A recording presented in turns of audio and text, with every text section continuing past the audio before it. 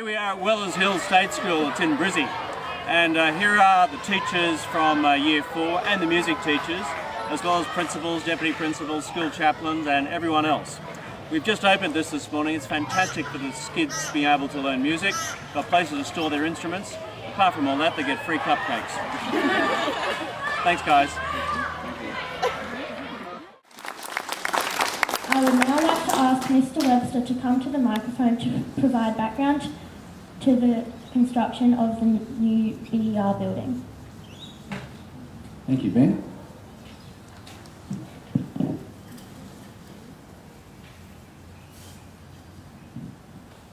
Ladies and gentlemen, I'd like to welcome our distinguished guests this morning. We have the Honourable Kevin Rudd, Federal Member for Griffith, and we thank you sincerely for coming this morning. It's very special to have you here to open a building that you funded. So it's a pleasure. Good morning, boys and girls. And good morning, everybody else. To Principal John Webster and Jack White, the Deputy. Someone told me that Mr. White was put in a prisoner's uniform last year, and you used that to raise money for the school chaplaincy, is that right? And you had to have one jar to put money in to keep him dressed in a prisoner's uniform and to leave him in jail, and another one to let him out of jail. And I'm told the one that got the most money in was the first one. Thank you for articulating my point there. That's correct. Louise Hart, Deputy Principal, and I think the State Member for Yronwili was to be here. I'm not sure if he is or not. And teachers here at Wellers Hill, parents, and your school chaplain as well, with whom I've just had a good conversation. I'm always happy to come to an opening of something which makes a real difference for young people's lives in Australia. And you're young people, and this country of ours, Australia, is your country. And you're going to build our country in the future. You're going to do different things. All of them are going to be really exciting. They're going to be different things, but they're all going to be exciting. And so when we thought long and hard a few years ago about what we would do to try and help our country at a time of great challenge, we thought of helping our schools, and that was the decision we took. You see, a few years ago, right across the world, there was this crisis called the global financial crisis. When you were in your history classes, you go on to the internet and find out something about it. But essentially it was this: right across the world, people were losing their jobs, banks were collapsing, people were losing their savings, and lots of people being thrown out of work, families being disrupted, and as a result, a lot of unhappiness.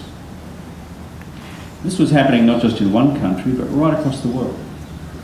So as the Australian government, we sat down and tried to work out how do we make it better here in Australia.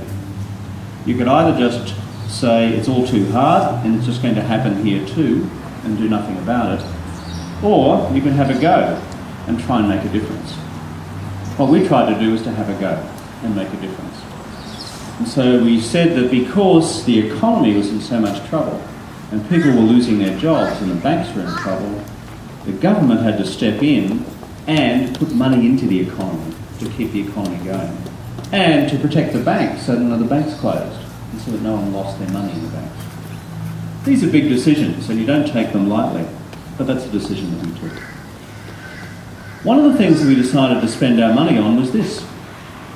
We looked right around Australia, and I thought of all of my community here in Brisbane on the south side, and I thought of each of the primary schools in my area.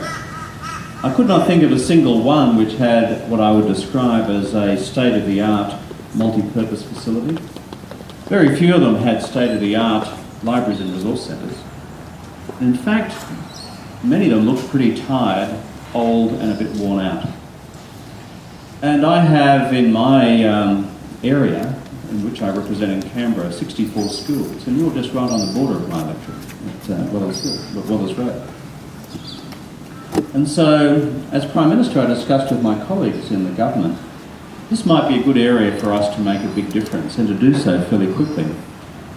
And so we did. And what we decided to do with every one of the primary schools in Australia was to say, if you need a new multi-purpose facility, if you need a new library and resources centre, or if you need new classroom enhancements, you need to get to a proposal for this pretty soon.